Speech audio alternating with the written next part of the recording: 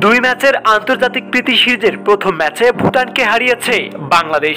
বৃহস্পতিবার থিম্পুর চাংলিমিথাং স্টেডিয়ামে মাঠে নামে দুদল। শেখ মোরসালিনের গোলে শুরুতেই এগিয়ে যায় হাবিয়ার ক্যাবরেরার শিষ্যরা।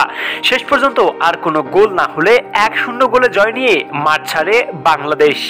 ম্যাচের শুরুতেই স্বাগতিকদের রক্ষণভাগকে ফাঁকি দিয়ে 5 মিনিটেই গোলের দেখা পায় বাংলাদেশ।